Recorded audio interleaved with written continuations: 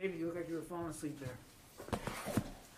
You look like you were falling asleep on me there. Sorry again for the delay, guys.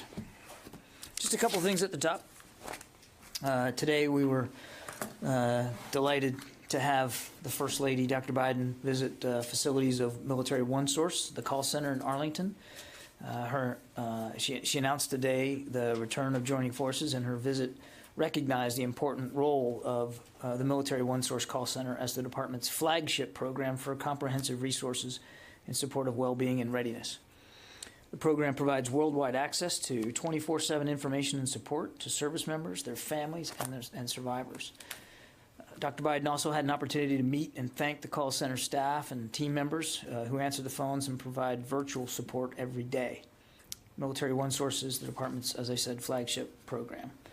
Earlier today, the First Lady also officially announced the return of Joining Forces, a nationwide initiative calling on all Americans to mobilize around service members, veterans, and their families to support them through wellness, education, and employment opportunities.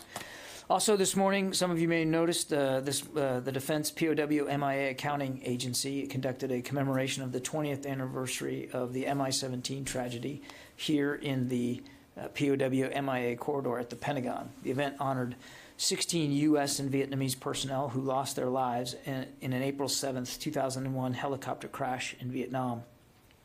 For those connected to the Department of Defense mission, we're all bonded by a solemn oath to never leave a fallen comrade. And today, they commemorated the legacy of 16 extraordinary individuals who sacrificed their own lives in keeping with this oath.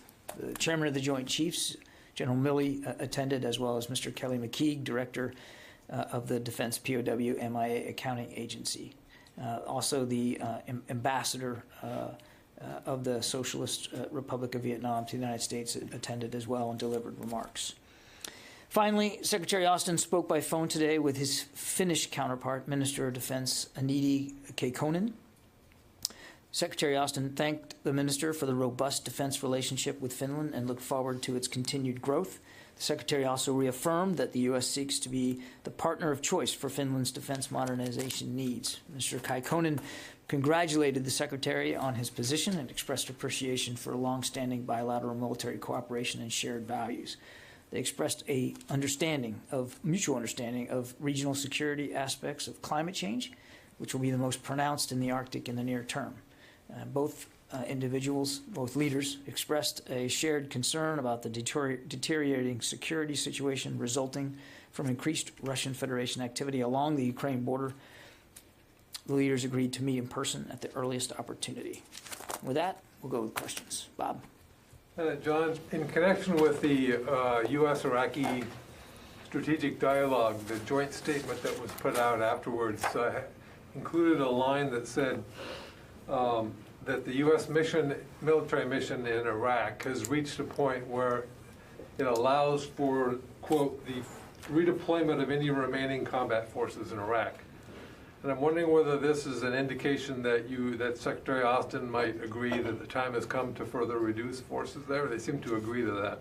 Well, the joint statement says that what the two sides have agreed to is some additional technical talks on the eventual redeployment. And I think we all realized when we were invited in by the government of Iraq that this mission was aligned against ISIS, and that there was no expectation that it was going to be a permanent, enduring mission or footprint. So I think we've all been working towards the eventual redeployment when we both agree, and the Iraqis believe that there's a need for that mission to end, and there's no need for American support on the ground. So I think what you saw in that statement was a reaffirmation of the partnership that we have enjoyed with Iraq and the significance of the mission that still exists against ISIS, and that eventually we will want to talk about when it's the appropriate time to talk about the proper redeployment and the scoping of that footprint. So it doesn't represent a decision to move beyond where you were before, in other words, toward withdrawing? No, there was no specific agreement of a date certain or a certain number of troops by a certain date. It was, again, a reaffirmation of what we always believed about the mission there, that it wouldn't be a permanent one, that it's aligned against ISIS, and that whatever changes to that mission and to that footprint would occur in full collaboration with our Iraqi partners. And I think you saw that basically throughout the document was reiterated. Thank you. Yep. Can I follow up? Sure, go ahead, Pierre. Is it essential for the U.S. military to stay in Iraq for the time being? This is a mutual decision by the Iraqi government and the United States government. And again, Pierre, we are there at the invitation of the Iraqi government, and the mission is singly focused on going after ISIS. And particularly, and you saw this in the communique, our role is advise and assist. We're there to help Iraqi security forces improve their capability and their competence against ISIS. And I think, again, if you look at that communique, you'll see that both sides agree that that mission is still important, and that we're going to continue, as we always will in any operational environment, continue to review and look again about our footprint and our force posture and determine whether it's appropriately sized and scoped to the mission. The mission's still valid. The invitation by the Iraqi government is still in place, and we're continuing, as we have been, even before today's talks, to talk with the Iraqi government about what that mission and that footprint is supposed to look like. So the statement refers specifically to remaining combat forces. Are combat forces included in that 2,500 number that we use? Because we recently found out that in Afghanistan, 2,500 does not include all the troops that are really there. Is 2,500 the real number? 2,500 is the number of U.S. forces in Iraq. The mission largely has been, and for a long time, has largely been one of advise and assist. 2,500 includes 2,500 is the footprint of U.S. forces in Iraq. Combat forces. David, the mission is largely advise and assist. And that is the goal and the purpose of the 2,500 U.S. personnel that are in Iraq are to help assist the Iraqi security forces in their efforts to go after ISIS. One more time. Does it include the 2,500 U.S. personnel in Iraq are there to advise and assist Iraqi security forces. That and I don't. So they're in the communique. It reflects that communique reflects the environment as it has been for quite some time in Iraq in terms of U.S. posture. So I'm going to take that as a non-answer. Can I ask you a second question? You referred to the deteriorating security situation along the Ukrainian border. What do you mean by deteriorating? How is it deteriorating? I mean, that's...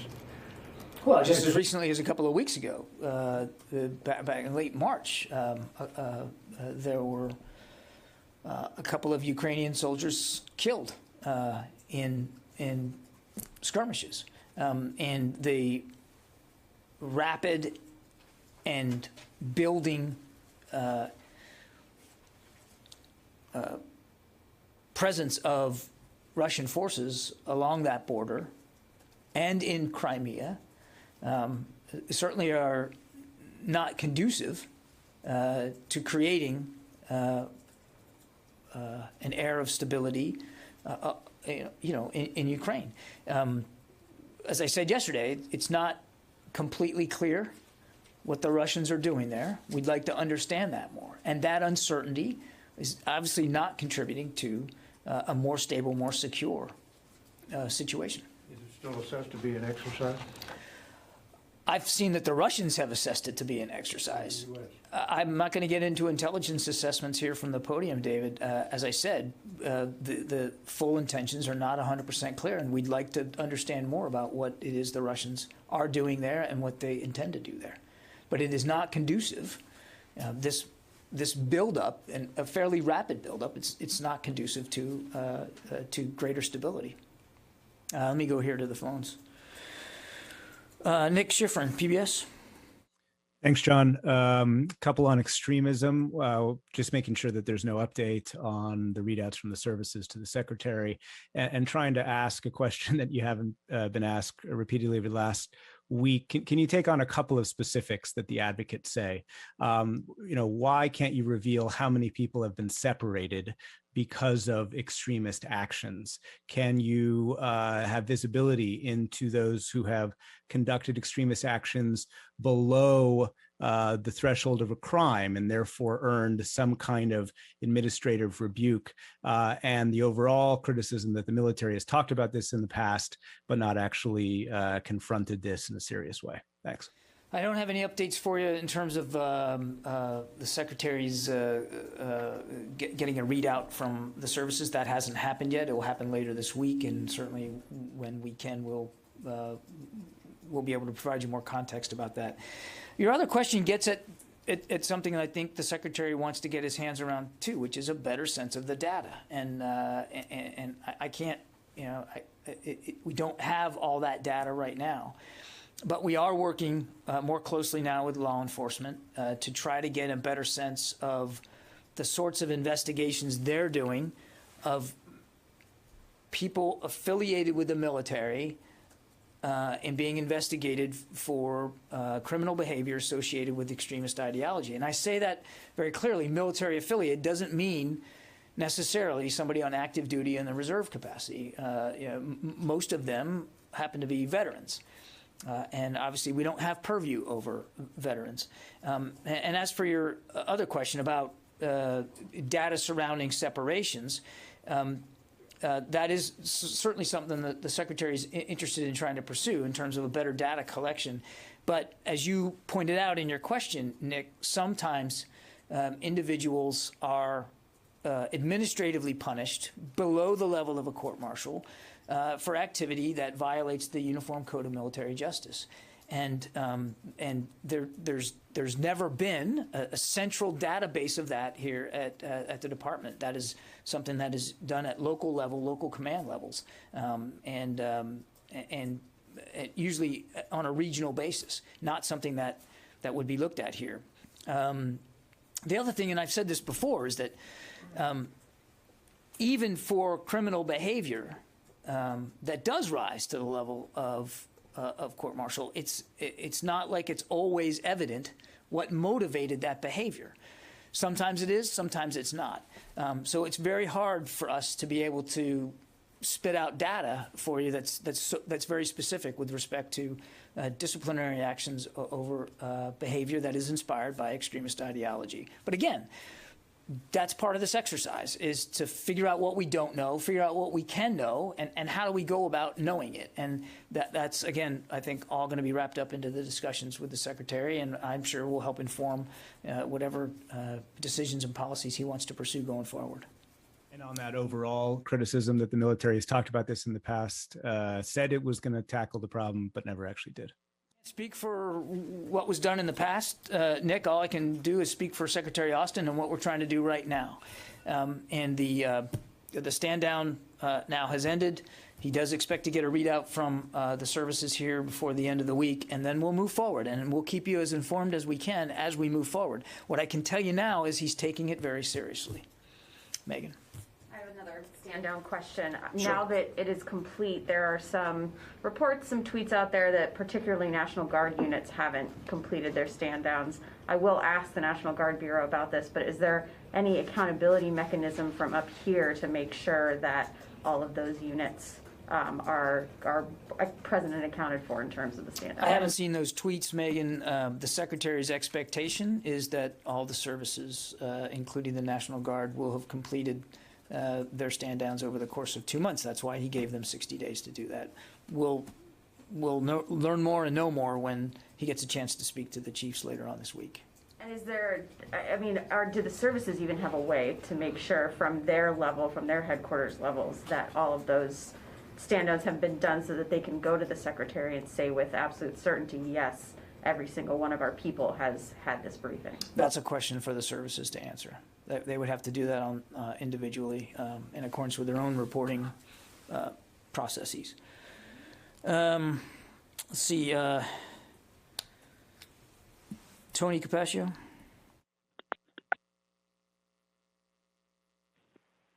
Hey, John, can you hear me? Yes, sir. Okay, hey, I have a personnel question. On late Friday, the White House nominated Michael Brown as the Pentagon's top weapons buyer. I've got a couple questions. I understand that Secretary Austin really pushed the White House for his nomination. Do they have a previous business relationship? I'd be curious to hear that.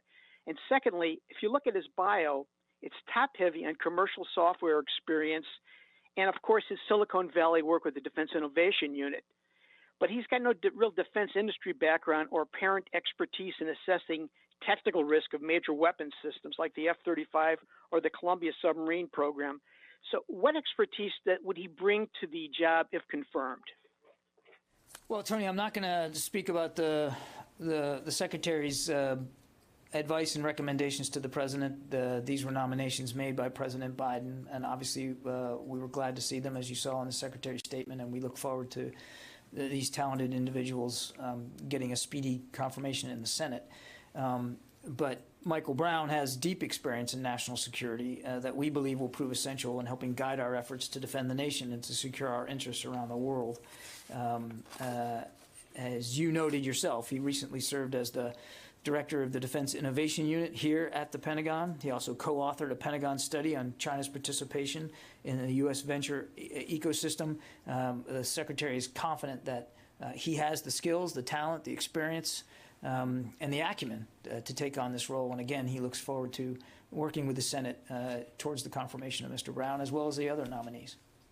So but his technical expertise on major weapons programs, it seems to be lacking. I mean, working DIU with small Silicon Valley contracts is a little different than managing risk on the F-35. Would you not agree to that?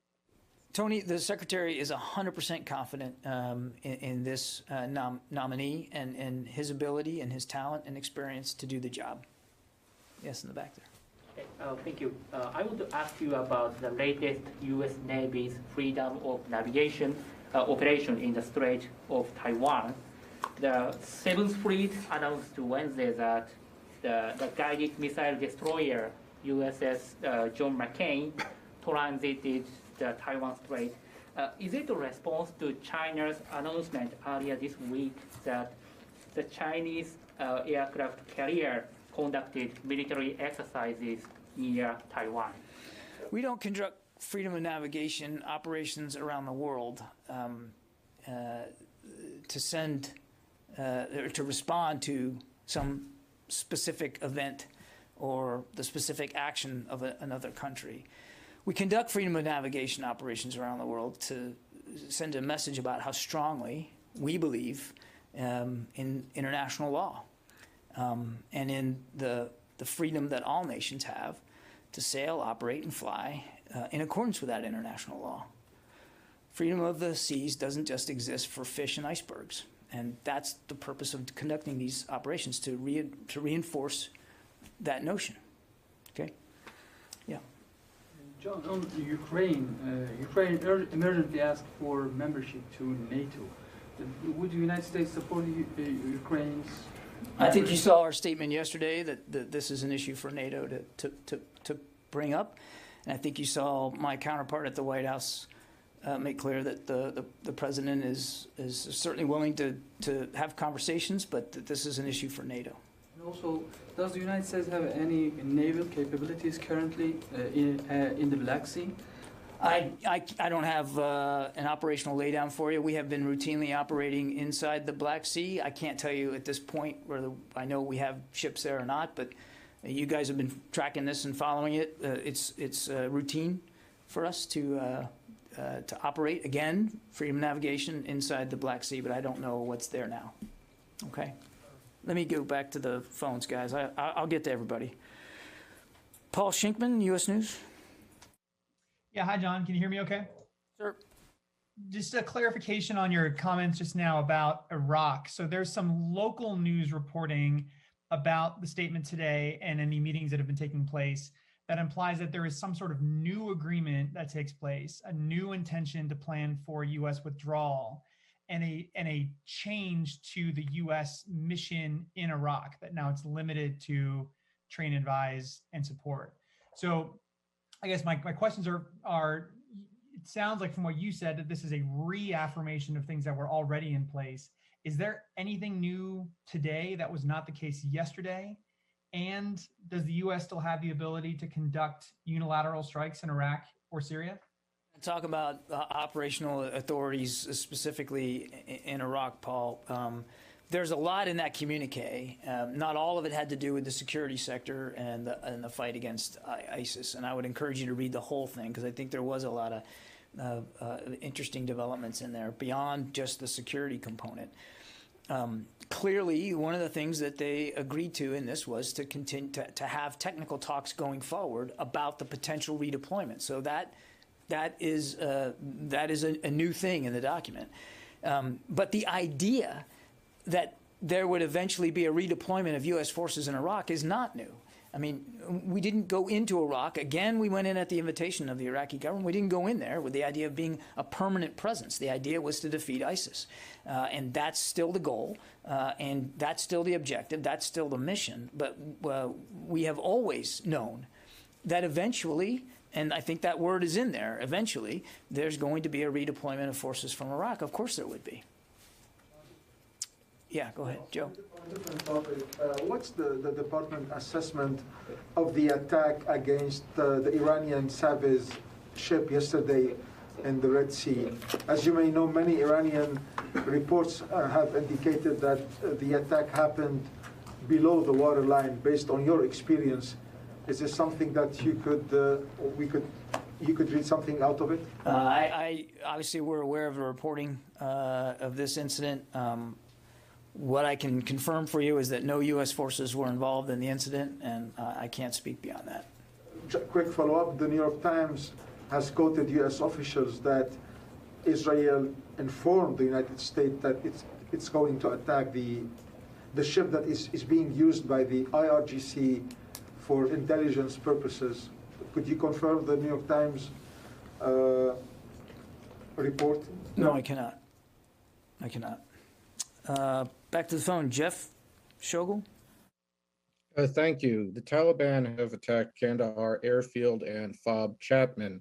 What is the military doing to stop Taliban attacks on U.S. and NATO troops? We condemn today's attack on Kandahar field, home to several hundred U.S. and coalition personnel. While the attack resulted in no casualty or damage, the Taliban's decision to provoke even more violence in Afghanistan remains disruptive to the opportunity for peace presented by ongoing negotiations. Thank you. I didn't quite hear an answer to my question as to what the military is doing about the continuing attacks. We always have the right of self-defense for our troops, but our focus right now is on supporting a diplomatic process here to try to bring this war to a negotiated end with an enduring and sustainable peace, a political settlement. And that's our goal right now, as well as, of course, the current mission is in effect, which is to continue to advise and assist Afghan national security forces as they improve their capabilities to defend their own citizens. Okay, let's see, back in here in the room, Dan. So going back to Iraq, you described how the threat from ISIS has diminished, and that would shape the discussion going forward. What about in Syria? What is the justification to keep U.S. troops in Syria? The same. It's a counter-ISIS mission. The very small number, less than 1,000, that we have in Syria are working with Syrian Democratic Forces to, again, advise and assist and help enable their ability to go after ISIS. But presumably that's also under review, and you don't see that as an open-ended presence? Of course not. We constantly, as I said before, where we have troops engaged in operations, it's a constant review process. It's something we're always looking at. There's another factor that you also have to devote a certain amount of resources to protecting those troops that are in Iraq and Syria, and that as you look at the global forces that you want to deploy, that in Asia you need more, perhaps, resources, and by withdrawing troops from Iraq and Syria, you also free up other resources. Two things there. One, we always consider force protection where we have troops, particularly in harm's way, but all around the world. I mean, you always factor in the kinds of functions and capabilities and resources you need to provide proper force protection. That's always baked into the process. But your larger question gets to exactly why the Secretary is conducting a force posture review around the world, to take a look at the footprint and the resources and making sure that they're properly aligned to whatever our strategies are and the missions inherent to those strategies are around the world. Jenny. Thank you, John. I have a question on the independent exercise of USFK. I think you heard that already. As part of the North Korea's denuclearizations, the U.S. forces in South Korea has recently conducted a single exercise to retrieve North Korea's WMD, weapons of mass destruction. What was the reason for the training that excluded South Korean military? That excluded, is that your question? I'd point you to U.S. Forces Korea to speak to the specifics of their training events, Jenny. I don't have a great depth of knowledge in this particular training event that you're talking about. I can't really confirm it, and I'm certainly in no position to confirm the specific details. We've talked about this many times before. Training is important on the peninsula. We have to make sure that the alliance is sound and solid and ready to obviously defend our interests and the interests of our Korean allies on any given day.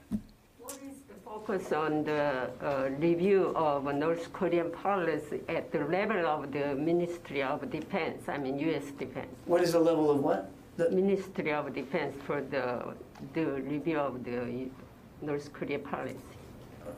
What is the focus? I say focus. Focus? Yes. On the review of the North Korea policy at the level of the Ministry of Defense. Well, as you know, this administration is conducting a review of North Korean policy. That's ongoing. I'm not going to get ahead of that. As we've talked about before, the goal here is the denuclearization of North Korea. That's where the threat comes from.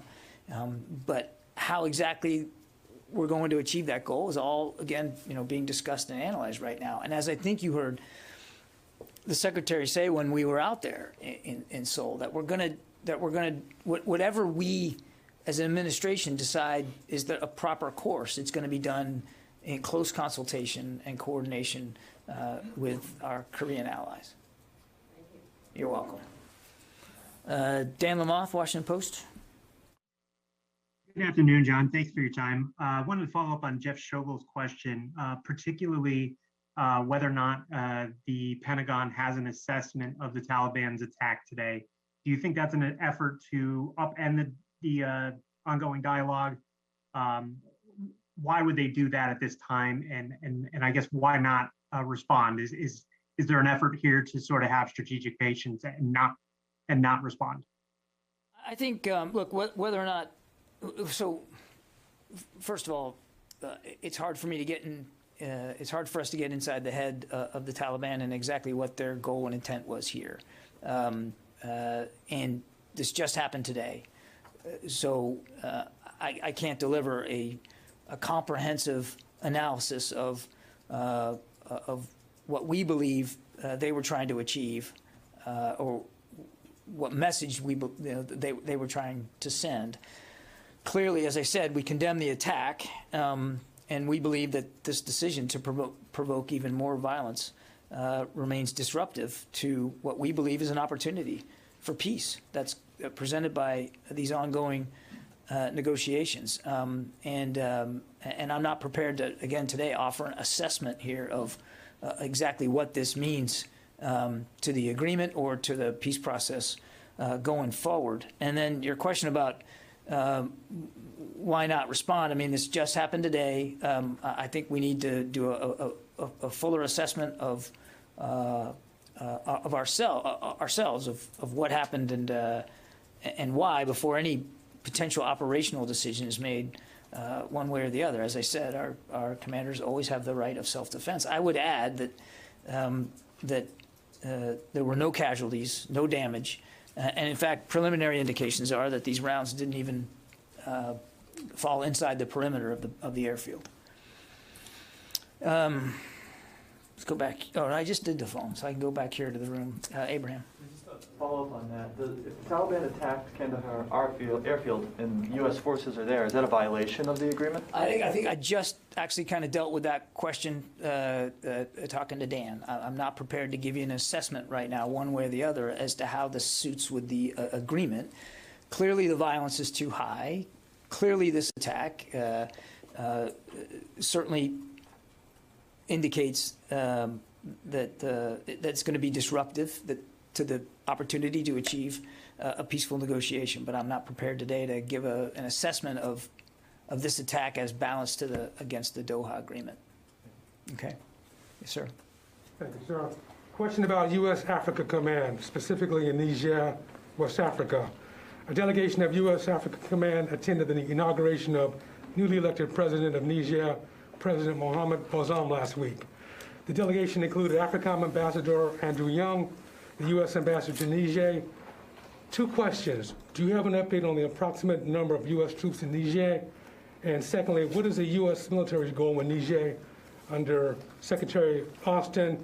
Because in the past administration, the U.S. goal militarily in Niger appeared to be a big, vague, and undefined. Given that the Sahel is an extremely dangerous part of the world, and in 2018, 4 U.S. soldiers were killed by Islamic State in Niger. Thank you. I'm going to have to get back to you on the number. I don't have that with me here today, and we'll get you a more specific answer on the bilateral relationship with Niger. But in general, in the Sahel and in Africa, AFRICOM works very hard on the relationships, the partner relationships with many countries there on the continent, designed largely to help them improve their capability in counterterrorism. That's the general thrust of the security relationships that we have in Africa. But we'll get you something more specific to better answer your question on Niger. I wasn't prepared for that one today. Oren? Back to Ukraine for a moment. Have there been follow-up conversations with Ukrainian counterparts, and is there any sense of whether Ukraine believes the Russian presence there is an exercise or otherwise? I have no more updates, no more conversations or consultations with Ukrainian officials to read out, and I would point you to Ukraine to speak to what they believe the Russian presence is all about there. Boy, let's see. Jennifer from New York Times. Hi, thanks. So at one point, there was a request for I think 10,000 troops to support FEMA vaccine sites. We see Operation Warp Speed it's not a thing anymore. Would you describe the role of the military in the vaccine effort as kind of reducing at this point, still ramping up? What is their role at present? Actively involved in supporting FEMA vaccination centers right now. As of today, there's 4,242 active duty troops deployed in support of this mission. That does not count I think more than 20,000 National Guardsmen that have been supporting local and state efforts to help vaccinate Americans. Apologize. There are a total of 31 vaccination teams deployed of various sizes. We can get you a breakdown by state. I have it here, but I'm not going to read it. It would take a long time to get through all of it, but there's 31 teams deployed, and I don't have any additional announcements to make with respect to more teams, but we're very much still engaged in this mission. Yes, sir. Thank you. I have a question about the U.S. military base in Okinawa, Japan, particularly the relocation project of Marine Corps Air Station Futenma. So April 12th marks 25 years since U.S. and Japan has announced they have reached agreement on return of Futenma. 25 years later, the return is still not accomplished. And the construction of the relocation facility is facing a technical difficulties. And return is now expected to delay into 2030s.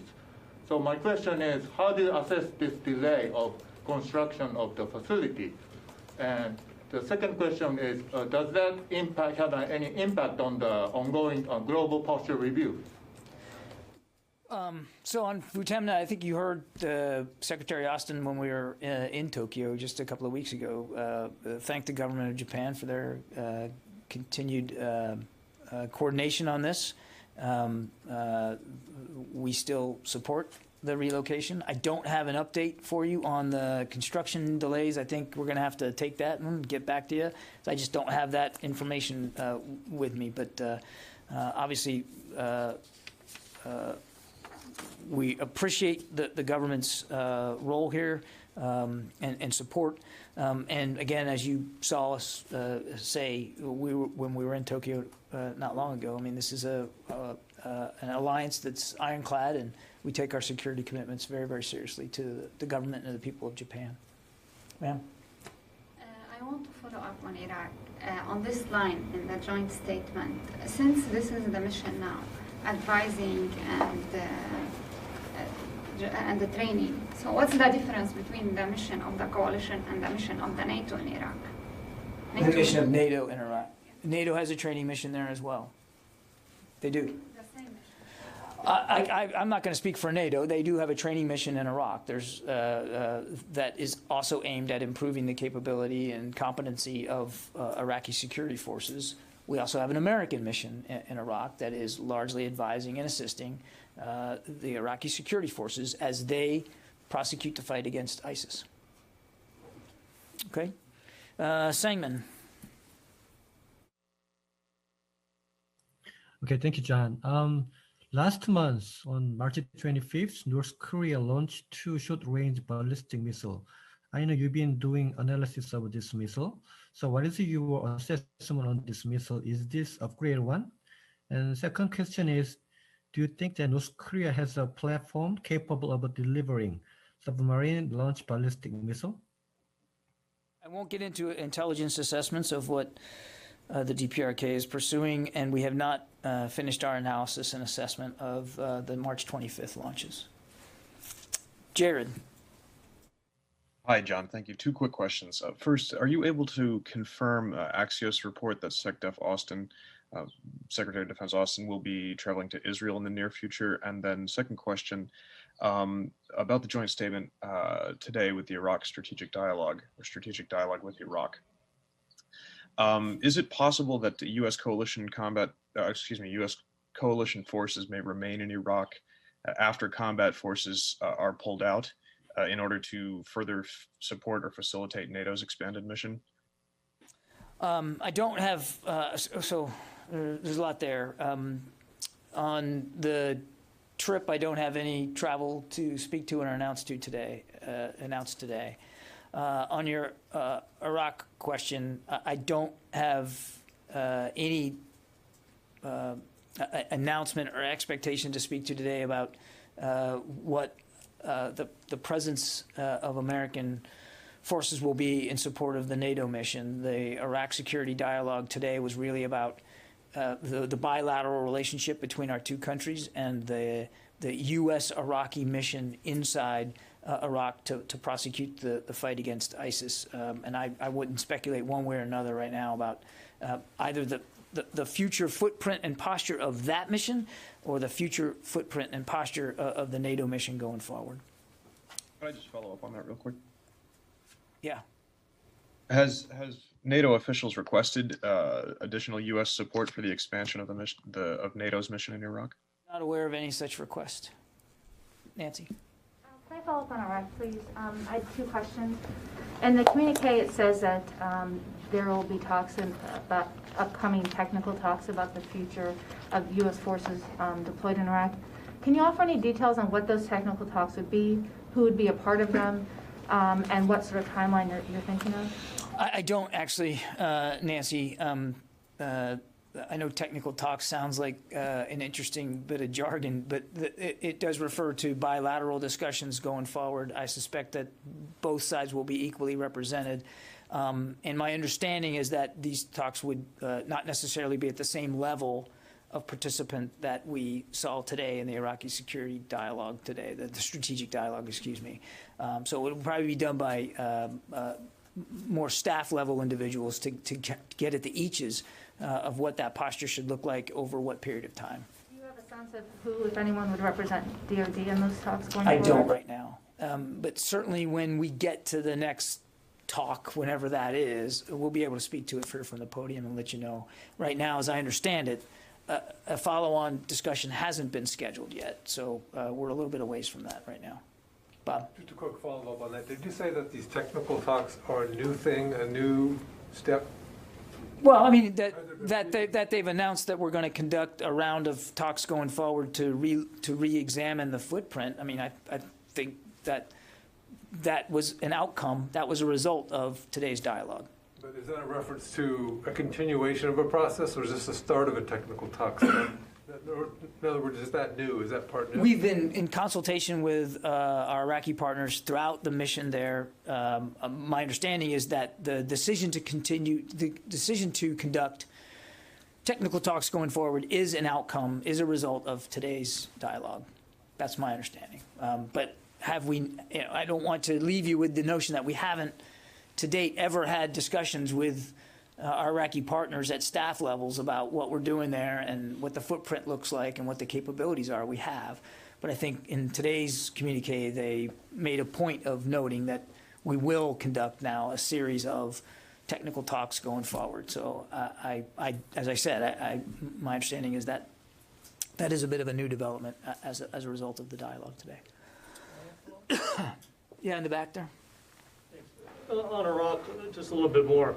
The last time U.S. forces kind of left Iraq and left the Iraqi military to stand on its own, they didn't do so well when ISIS came knocking on the door, and they kind of melted away faster than defense officials were expecting. What is different about the process this time, and how much confidence does the Pentagon have that the Iraqi military will be able to withstand whether it's another surge of an ISIS 2.0 or challenges from Iran, that the Iraqi military will maintain cohesion and will not disappear in the face of a challenge? Well, I mean, I think if you go back to 2014 and you look at how the Iraqi security forces performed, I mean, and we said it at the time that when the United States left Iraq, it did leave Iraqi security forces much more capable and competent. But after our departure, management leadership was not sufficient to keeping their combat capability in place, and that resulted in a more sectarian force that lacked the ability to effectively fight ISIS in the early months of ISIS's rise there. But we've been there now for several years, again, at the invitation of the Iraqi government and in full support and coordination with the Iraqi security forces. And they are better and they are more competent. And ISIS is, while still a threat, no question, is nowhere near what it was back in 2014, both in terms of size, capability, resourcing, recruitment, and their own competence. And certainly from a territorial perspective, they virtually have almost no ground anymore. So, and that's a testament not just to what the United States has been able to contribute to the effort, but to the whole coalition, because it's not just about the U.S. In Iraq. There is a coalition still aligned against ISIS, and it's also a testament to the Iraqi security forces and the manner in which they have improved their capability and responded to the training and the assistance that they've been getting from the coalition. So they are a much better force now than they were before. And again, it's not as if we're turning off the lights today as a result of the strategic dialogue. What we agreed to today was that the partnership is still really important, that the threat is still really there, and that eventually we're going to have to continue to monitor that threat and that presence, going forward, and that eventually, as we always assumed, eventually the United States would not be needed to be there to help the Iraqi forces continue to prosecute this fight. They are a vastly better force than they were before. Okay, I got time for one more. Therese? Yes, hi. I have two questions.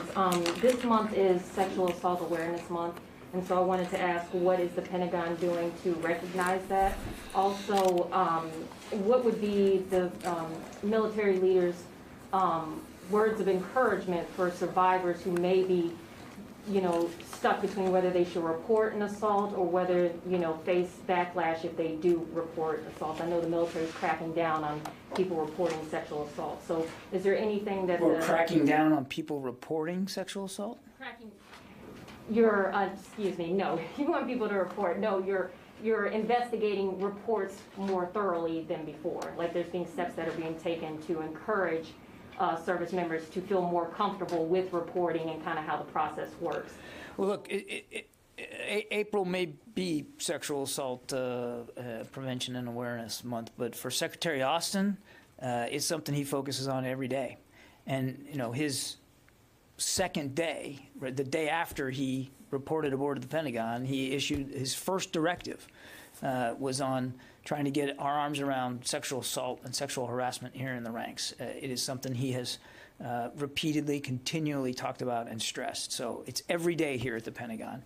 And you saw, I think you participated in the last press conference we did with Lynn Rosenthal, the chair of the Independent Review Commission. Just today, she conducted the second of what will be 3 engagements, virtual engagements, with sexual assault advisors, sexual assault survivors and advisory groups associated with victims and survivors, as well as military service organizations. And that dialogue will continue. She wanted to introduce them to the highly qualified experts that she has enlisted to join the commission and to field and solicit field questions and solicit their ideas.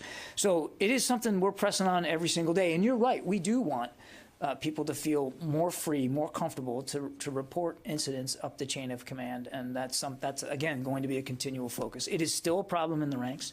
It's still a serious threat to the men and women who serve in the United States military. And I think you'll see Secretary Austin continue to keep the pressure on the entire time he's in office. Okay, thanks everybody. Appreciate it. Sorry again for being late, and that's becoming a habit, and I promise I will try to fix that going forward. It's not what I want to do, and it's not good for you or me. So. We'll give you the pink slip. Yeah.